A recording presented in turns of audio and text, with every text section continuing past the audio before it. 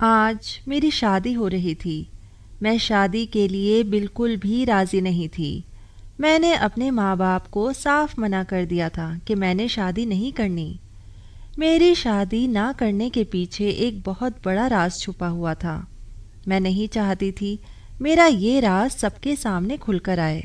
میں نے اپنی ماں کے سامنے رو رو کے منتیں کی تھی کہ پلیز میری شادی مت کرو، لیکن انہوں نے میری ایک نہ سنی۔ کہنے لگی تم ہماری اکلوتی اولاد ہو، شادی کر کے ہم اپنے فرض سے آزاد ہونا چاہتے ہیں، ہمارے بعد تمہارا کیا ہوگا یہ سوچ کر ہی ہمیں ڈر لگتا ہے۔ شادی ایک ایسا مضبوط بندھن ہے کہ تم اپنے شوہر کے ساتھ خوشحال زندگی گزارو گی۔ میری ضد کو دیکھتے ہوئے میری ماں نے میرے سامنے ہاتھ بھی جوڑ دیے تھے۔ میں اپنی ماں کو روتے ہوئے نہیں دیکھ سکتی تھی، مجبوری میں ہی صحیح، لیکن میں نے اس رشتے کے لیے ہاں کر دی تھی۔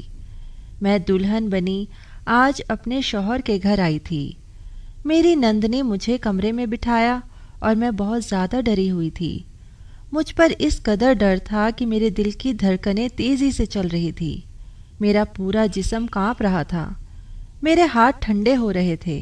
جیسے جیسے وقت گزر رہا تھا میرا ڈر بیٹھتا ہی جا رہا تھا کہ کچھ دیر میں میرا شوہر کمرے میں آ جائے گا، اور یہ سوچ کر ہی میری جان نکل رہی تھی کہ پھر اس کے بعد کیا ہوگا۔ میں ابھی اپنی انہی سوچوں کا تانا بانا بن رہی تھی کہ کمرے کا دروازہ کھلا تھا۔ سامنے میرا شوہر ہاشم کھڑا تھا۔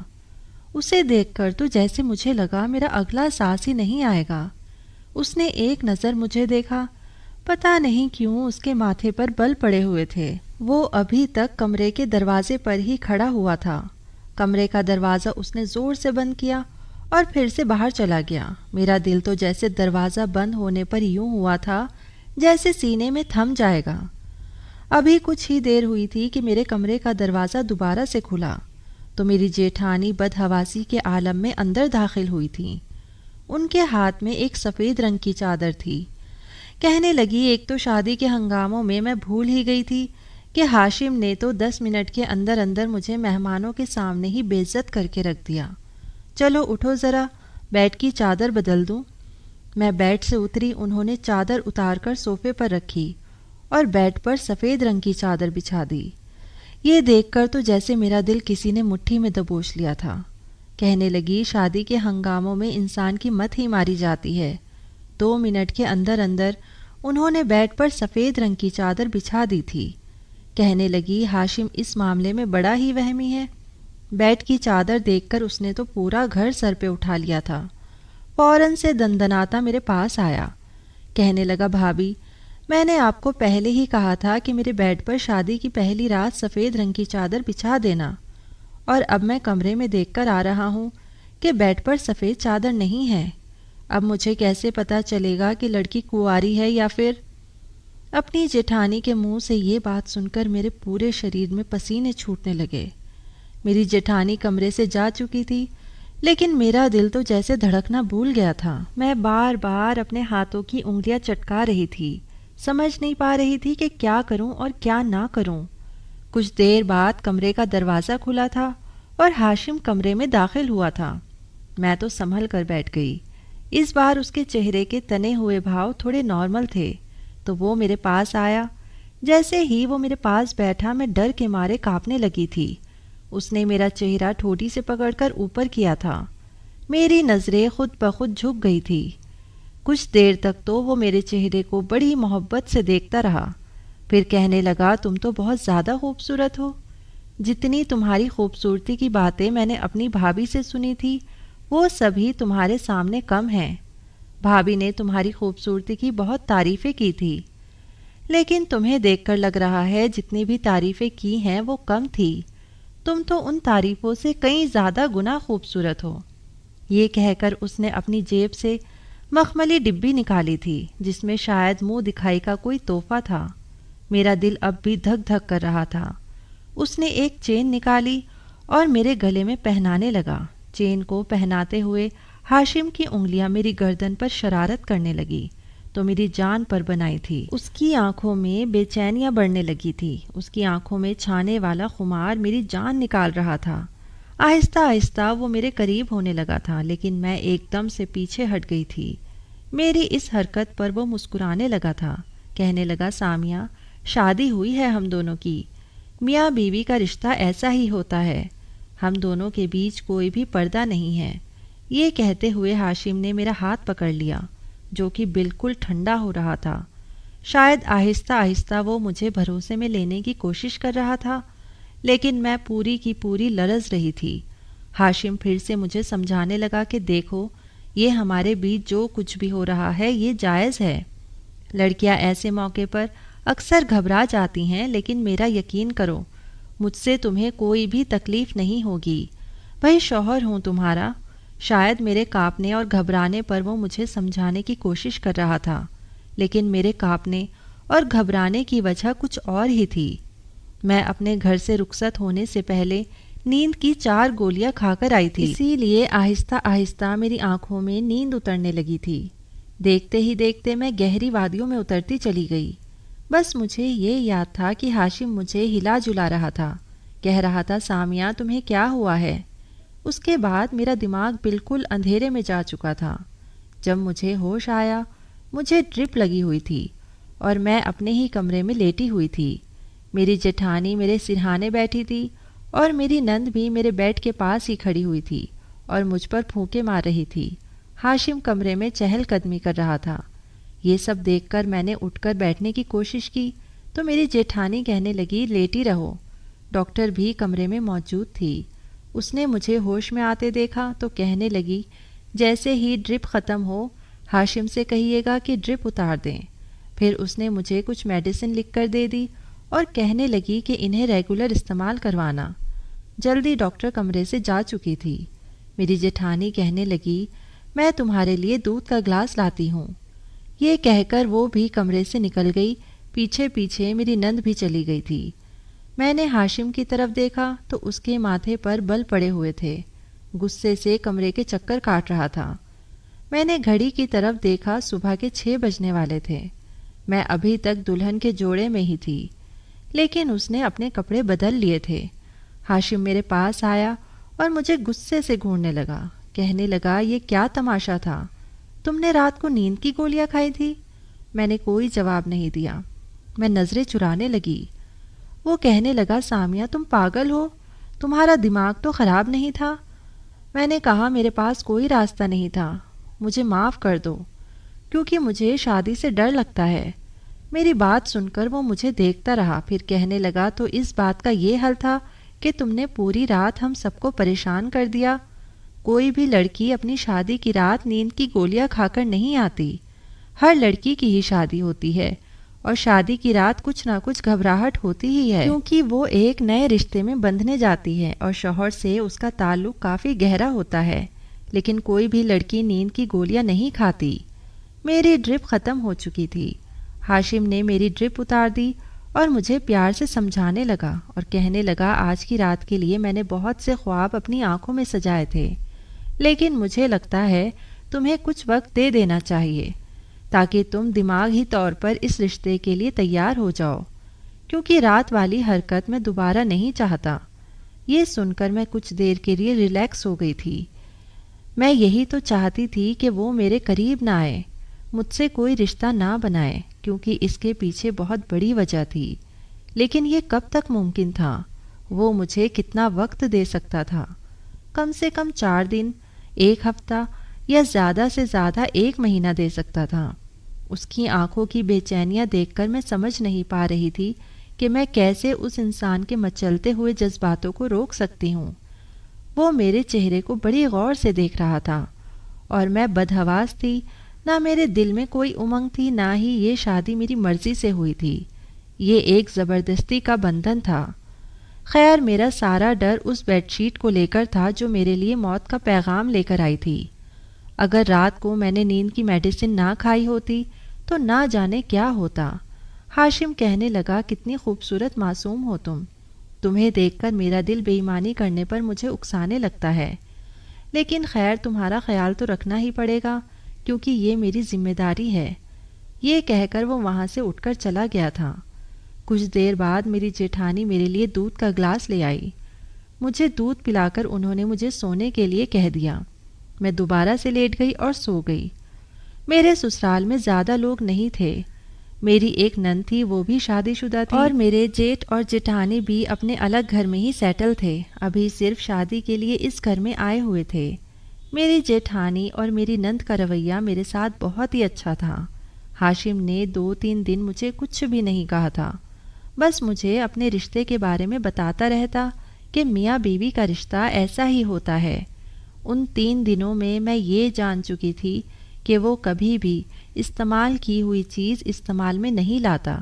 کہتا مجھے نفرت ہے ایسی چیزوں سے جو کسی اور کی استعمال کی گئی ہو۔ کھانے کے بیچ میرے جیٹ نے ہاشم کے گلاس میں پانی پی لیا اور وہی گلاس میرے جیٹ نے ہاشم کے سامنے دوبارہ رکھ دیا، لیکن میں نے دیکھا کہ ہاشم نے دوسرا گلاس اٹھایا اور اس میں پانی پیا تھا۔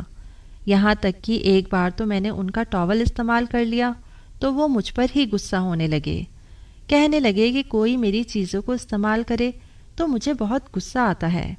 مجھے استعمال کی ہوئی چیز بالکل بھی پسند نہیں ہے، پلیز میری چیزوں کو استعمال مت کیا کرو۔ جیسے جیسے وقت گزر رہا تھا میرا دل تھا جیسے تھم رہا تھا، کیونکہ جس حقیقت کو میں اپنے ساتھ لائی تھی وہ اتنی بھیانک تھی کہ کوئی بھی مرد اسے برداشت نہیں کر سکتا تھا، اور ہاشم کی عادت جس طرح کی تھی میرا دل اس وقت یہی سوچ کر کانپنے لگتا کہ جب وہ مجھ سے دوبارہ اپنے رشتے کے حق کو وصول کرے گا تو اس وقت میں کیا کروں گی، اس وقت میں کیسے اپنا بچاؤ کروں گی۔ یہی سوچ کر میرا دل دہلنے لگتا تھا۔ میری شادی کو 8 دن گزرے تو میں نے گھر کا کام بھی کرنا شروع کر دیا تھا، کھانا بھی بنانے لگی تھی۔ اب تو میری جیٹھانی بھی اپنے گھر جا چکی تھی۔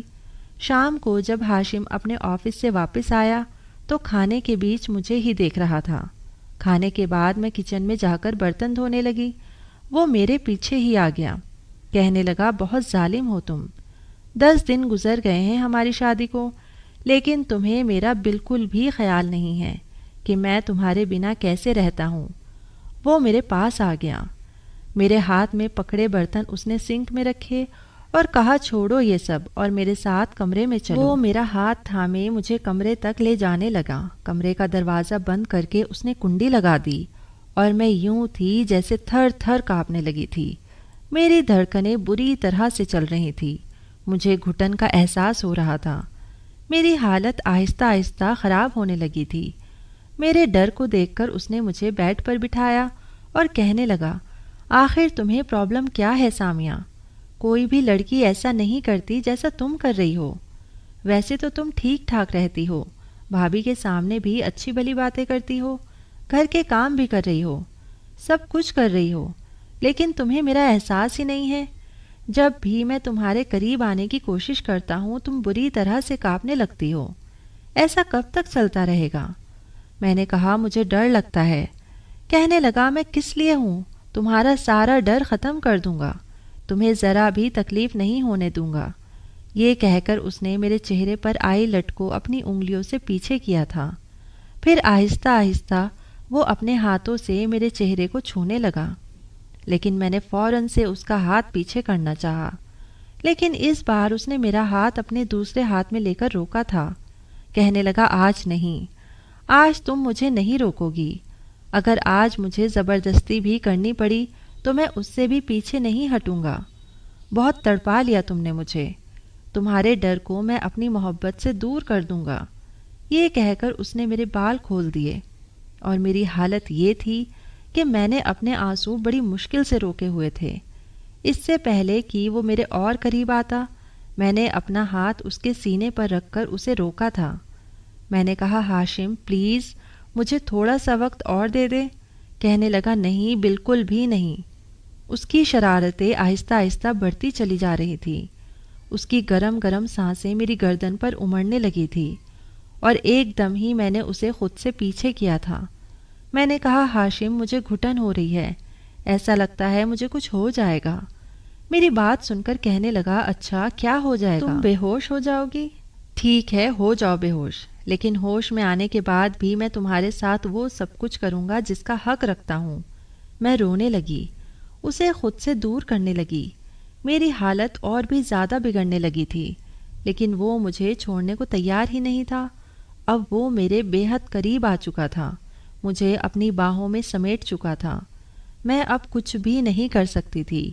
میں نے خود کو اس کے حوالے کر دیا، لیکن ایک دم ہی جیسے اسے کچھ یاد آیا، وہ فوراً سے مجھ سے پیچھے ہٹنے لگا۔ وہ سفید چادر تو بچھانا بھول ہی گیا تھا۔ یہی چادر میرے لیے موت کا اشارہ تھی۔ اس سے پہلے کہ وہ میرے پاس سے جاتا، میں نے اس کا ہاتھ پکڑ لیا۔ میں نے کہا، پلیز مجھے چھوڑ کر مت جاؤ، مجھے ڈر لگتا ہے۔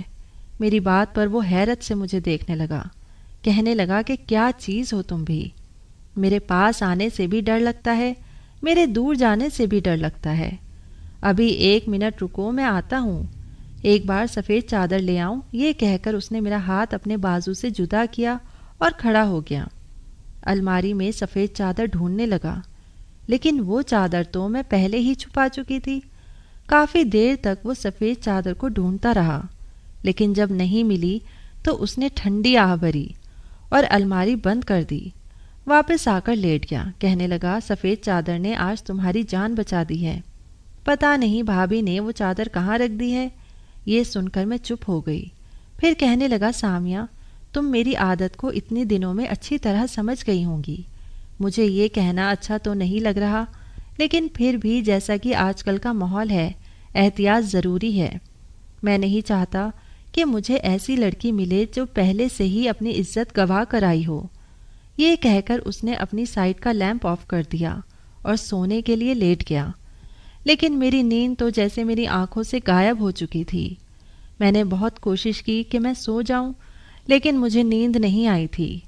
اگلے دن ہاشم مجھ سے کہنے لگا کہ اس کا ایک دوست ہے جو باہر ملک گیا تھا، ابھی واپس آیا ہے اور اسے پتہ چلا کہ میری شادی ہو گئی ہے، اسی لیے کہنے لگا کہ اپنی شادی کی پارٹی دو۔ یہ کہہ کر ہاشم مسکرانے لگا، کہنے لگا، میں نے اسے چائے پر بلایا ہے، تم چائے کا اچھا خاصا انتظام کر لینا۔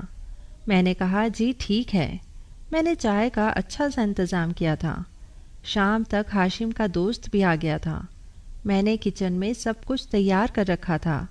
ہاشم کچن میں آیا اور چائے لے کر اپنے دوست کے سامنے رکھ دی، لیکن ہاشم تو مجھے بھی بلانے لگا، کہنے لگا، میرا دوست تم سے ملنا چاہتا ہے۔ میں نے کہا کہ میں کیوں کسی اجنبی سے ملوں، وہ آپ کا دوست ہے۔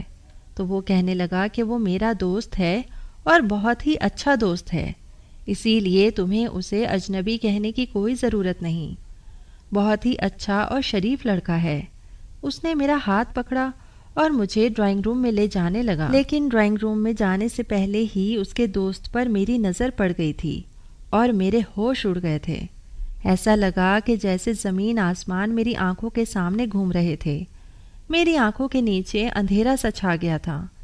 میں وہیں کی وہیں بیٹھ گئی۔ ہاشم کہنے لگا، سامیہ، کیا ہوا تمہیں؟ چلو میرے دوست سے ایک ملاقات کر لو، وہ تمہیں دیکھنا چاہتا ہے۔ میں نے کہا، ہاشم، پتہ نہیں کیوں میرا سر چکرا رہا ہے، میں کچھ دیر اپنے کمرے میں آرام کرنا چاہتی ہوں۔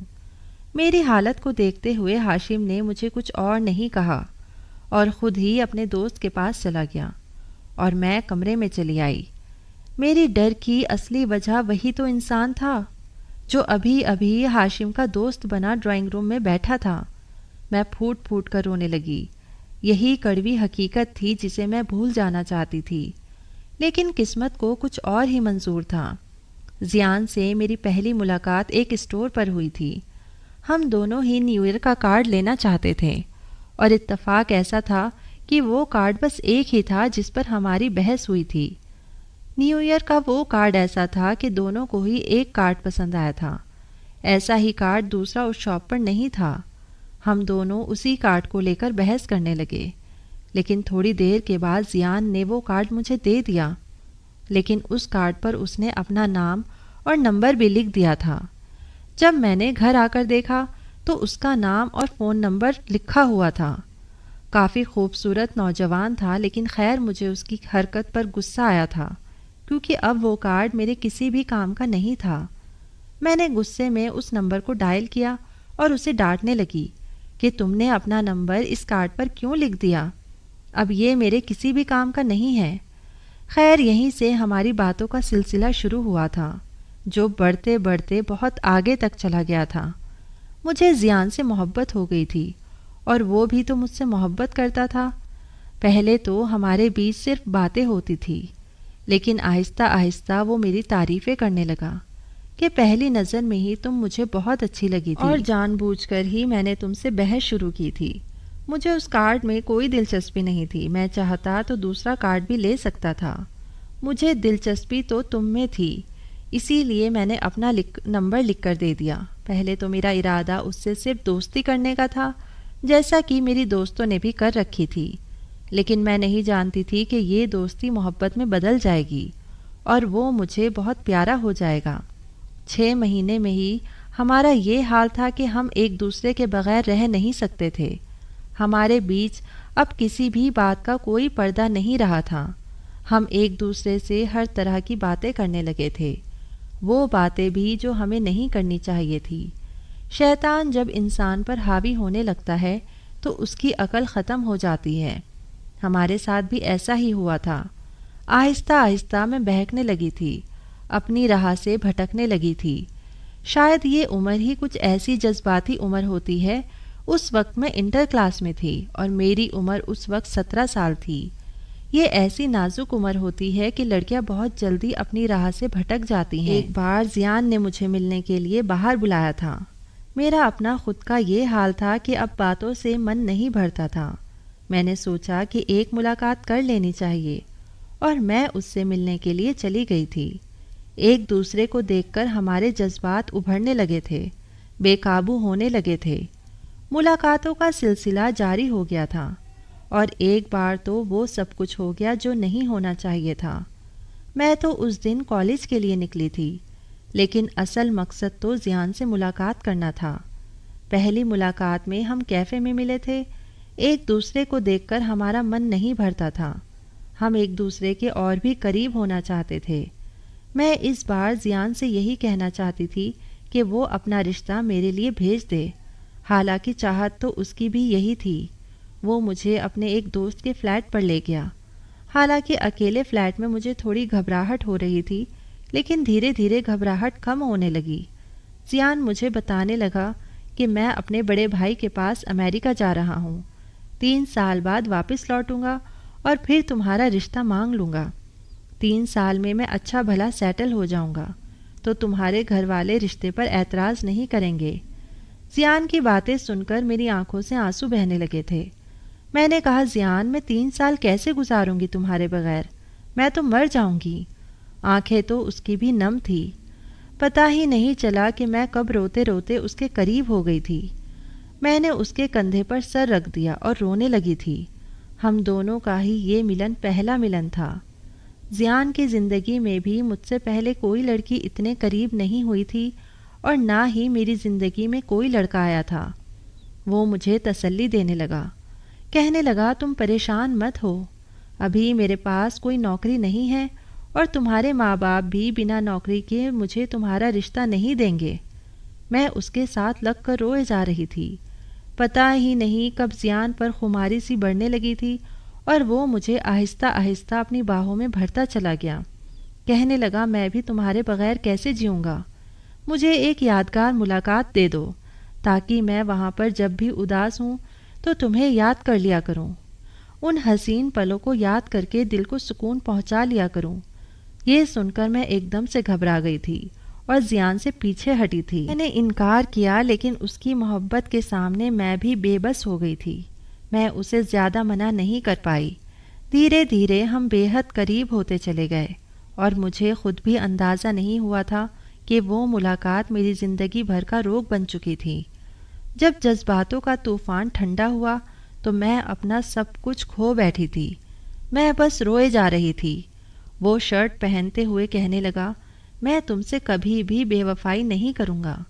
میں نے کہا، زیان، مجھے ڈر لگ رہا ہے، اگر دیر ہو گئی تو میں کیا کروں گی؟ کہنے لگا، تمہیں کچھ نہیں ہوگا، ابھی تم صرف انٹر میں ہو، جب تک تمہاری پڑھائی پوری ہوگی میں واپس آ جاؤں گا، بلکہ اس سے پہلے ہی واپس آ جاؤں گا، بس تم شادی مت کرنا اور میرا انتظار کرنا۔ یہ کہہ کر وہ چلا گیا تھا، لیکن وہ نہیں آیا۔ پہلے پہلے تو وہ مجھ سے باتیں کیا کرتا تھا، لیکن پھر اس کی کالز بھی آنی بند ہو گئی تھی۔ اس کا فون بھی بند جانے لگا تھا۔ بہت کانٹیکٹ کرنے کی کوشش کی لیکن اس سے کوئی بھی بات نہیں ہو پا رہی تھی۔ 4 سال تک میں نے اس کا انتظار کیا تھا لیکن وہ نہیں آیا۔ میں 21 سال کی ہو چکی تھی اور میرے رشتے آنے لگے تھے۔ میں اپنے ماں باپ کو کبھی بھی کوئی بہانہ کر دیتی اور کبھی کوئی بہانہ ایسا کر دیتی، لیکن ہاشم کے رشتے میں ایسی کوئی کمی نہیں تھی کہ میں انکار کر سکتی۔ وہ خوبصورت تھا، ہینڈسم تھا، اس میں کوئی بھی کمی نہیں تھی، پھر میں کیسے انکار کرتی؟ میرے ماں باپ نے میری اس سے شادی کر دی اور میں اس کی بیوی بن کر اس کے گھر آ گئی، لیکن جیسے ہی شادی کی پہلی رات سفید چادر بچھائی گئی، میں عجیب گھبراہٹ میں گھر گئی تھی، کیونکہ وہ جان جاتا کہ میں پاک نہیں ہوں۔ اور اب تو زیان میرے سامنے آ کر کھڑا ہو گیا تھا۔ وہ کیوں آیا تھا؟ جب 4 سال میں نہیں آیا تھا تو اب کیوں میری زندگی برباد کرنے آ گیا تھا؟ میں تو پہلے سے ہی بڑی مشکل میں اپنی زندگی گزار رہی تھی۔ میرا شوہر مجھے بنا سفید چادر کے اپنانے کو تیار نہیں تھا۔ اسے میری پاک دامنی کا ثبوت چاہیے تھا جو میں کھو چکی تھی۔ شام سے رات ہو گئی۔ ہاشم کمرے میں آیا تو مجھے روتا دیکھ کر پوچھنے لگا۔ میں نے کہا میرے سر میں بہت درد ہے، تو کہنے لگا کہ چلو میں تمہیں ڈاکٹر کے پاس لے کر چلتا ہوں۔ میں نے منع کر دیا۔ میں نے کہا میں ٹیبلٹ کھا لوں گی اور کچھ ہی دیر میں ٹھیک ہو جاؤں گی۔ وہ کہنے لگا زیان میرا بہت گہرا دوست ہے، میں چاہتا تھا کہ تم بھی ہمارے ساتھ بیٹھ کر باتیں کرتی۔ پھر ہاشم کہنے لگا جانتی ہو سامیہ، میرے دوست کے ساتھ بہت برا ہوا ہے۔ میں نے کہا کہ کیوں، کیا ہوا؟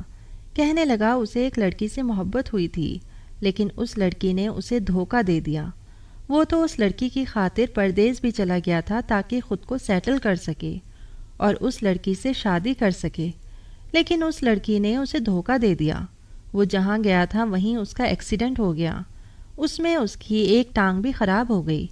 وہ اب بھی اسٹک کے سہارے چلتا ہے۔ اس ایکسیڈنٹ میں اس کا موبائل بھی کسی نے اٹھا لیا تھا اور اسے واپس نہیں ملا، اسی لیے اس لڑکی سے دوبارہ بات نہیں کر پایا تھا۔ جس کمپنی میں اسے نوکری ملی تھی انہوں نے ہی اس کا علاج کروایا تھا، لیکن اسے 4 سال کے لیے قید کر لیا تھا کہ جیسے ہی وہ ٹھیک ہوگا دوبارہ سے نوکری جوائن کرے گا اور 4 سال تک واپس نہیں جا سکتا۔ اس لڑکی سے وہ چاہ کر بھی کوئی بات نہیں کر پا رہا تھا کیونکہ اس کا فون نمبر اسی فون میں تھا جو ایکسیڈنٹ کی وجہ سے وہیں موقع پر کسی نے اٹھا لیا تھا۔ جب واپس آیا تو اسے پتہ چلا کہ اس لڑکی کی تو شادی ہو چکی ہے۔ اس لڑکی نے اس کے ساتھ بے وفائی کی، اس کا انتظار تک نہیں کیا، بس یہی بتانے کے لیے آیا تھا۔ پھر کہنے لگا کہ تمہیں پتہ ہے میں شادی کی رات سفید چادر کیوں بچھانا چاہتا تھا؟ میں نے پوچھا کیوں؟ کہنے لگا اس لڑکی نے محبت میں زیان کے ساتھ ساری حدیں پار کر دی تھی اور پھر کسی دوسرے کے ساتھ شادی کر کے خوشی خوشی اپنی زندگی گزار رہی ہے، اپنے شوہر کو دھوکہ دے رہی ہے۔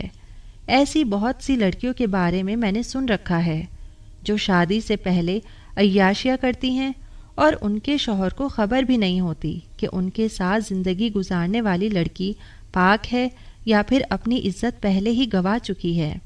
اب میں اور زیادہ برداشت نہیں کر سکتی تھی۔ میں ہاشم کے پاس آئی اور رونے لگی۔ ہاشم نے کہا کہ کیا ہوا، کیوں رو رہی ہو؟ میں نے اس کے سامنے اپنے ہاتھ جوڑ دیے۔ میں نے کہا ہاشم مجھے معاف کر دو، میں نے بہت بڑا گناہ کیا ہے، میں تم سے اور زیادہ جھوٹ بول کر زندگی نہیں گزار سکتی۔ میں نے ہاشم کو سب کچھ سچ سچ بتا دیا۔ وہ حیرت سے مجھے دیکھ رہا تھا۔ میں نے کہا میں تمہارے لائق نہیں ہوں، میں نے زیان سے محبت کی تھی لیکن پتہ نہیں کیوں یہ گناہ کر بیٹھی تھی۔ میں نے 3 سال تک اس کا انتظار بھی کیا، مجھے لگا اس نے بے وفائی کی ہے، میں نہیں جانتی تھی کہ اس کے ساتھ یہ حادثہ ہو گیا ہے۔ شادی کے بعد مجھے یہی ڈر لگتا تھا کہ تم جان جاؤ گے، مجھے نہیں رکھو گے اور مجھے طلاق دے دو گے، اسی لیے میں نہیں چاہتی تھی کہ تم میرے قریب آؤ۔ میں تمہیں سچ بتانا چاہتی تھی لیکن تمہاری عادت کو دیکھ کر میں ڈر جاتی تھی۔ تم استعمال کی ہوئی چیزیں دوبارہ استعمال نہیں کرتے، پھر مجھے کیسے اپنا سکتے تھے؟ لیکن آج میں تم سے اپنی ساری باتیں کہہ دیتی ہوں، چاہے تو تم مجھے معاف کر دو، چاہو تو مجھے سزا دے دو۔ میری بات سن کر ہاشم کی آنکھیں غصے سے لال ہوئی تھی۔ وہ کہنے لگا یہ کیسی محبت تھی تمہاری جس میں تم نے اپنی عزت گنوا دی؟ پھر کہنے لگا محبت اور عزت ایک ساتھ عورت کو صرف اس کا شوہر ہی دے سکتا ہے، غیر مرد نہیں دے سکتا۔ مجھے اپنے دوست زیان کی یہ بات بری لگی تھی کہ اس نے محبت میں ایک لڑکی کی عزت مانگ لی تھی۔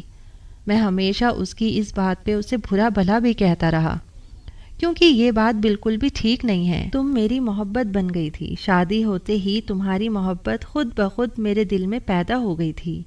ہاں میں مانتا ہوں مجھے استعمال کی ہوئی چیزیں پسند نہیں ہیں، لیکن تم کوئی چیز نہیں ہو بلکہ میری بیوی ہو۔ میاں بیوی ایک دوسرے کا لباس ہوتے ہیں، اور لباس انسان کے بدن کو چھپا کر رکھتے ہیں، ان کی کمیوں کو، ان کے عیبوں کو چھپا لیتے ہیں۔ اسی لیے میرا فرض ہے کہ میں تمہارا یہ عیب بھی چھپا لوں۔ یہ کہہ کر اس نے میرا ہاتھ تھاما تھا۔ میں تو پتھر کی بن گئی تھی۔ میں سوچ بھی نہیں سکتی تھی کہ ہاشم کا دل اتنا بڑا بھی ہو سکتا ہے۔ بس 1 منٹ لگا تھا، میرے دل میں ہاشم کی محبت زیان سے بھی کئی گنا زیادہ بڑھ گئی تھی۔ وہ چاہے جانے کے قابل تھا، وہ مجھے معاف کر چکا تھا۔ اس نے زیان سے دوستی ختم کر دی تھی۔ اس کے بعد زیان کبھی ہمارے گھر نہیں آیا تھا، نہ ہی ہاشم نے کبھی اس کا ذکر کیا تھا۔ میری شادی کو آج 5 سال ہو چکے تھے۔ ہمارے پاس ایک پیارا سا بیٹا بھی ہے۔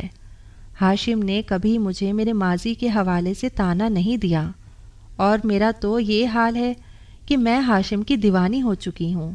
اس کی زبان سے نکلا ہر لفظ میرے لیے بہت اہمیت رکھتا ہے۔ اصل محبت وہی ہے جو اپنے شوہر سے کی جاتی ہے، کیونکہ وہ آپ کو محبت کے ساتھ ساتھ عزت بھی دیتا ہے۔ دوسری محبت کی طرح محبت کے بدلے عزت نہیں مانگتا۔ خدا کے لیے اپنے شوہر سے محبت کریں، نہ کہ غیر مرد کی 4 محبت بھری باتیں سن کر اپنی عزت کو داؤ پر لگائیں۔ تو دوستو، آپ کو ہماری کہانی کیسی لگی ضرور بتانا۔ کہانی کو لے کر اپنی رائے ضرور دیں۔ کہانی پسند آئی ہو تو پلیز لائک کرنا، ہمارے چینل کو سبسکرائب کرنا نہ بھولیں۔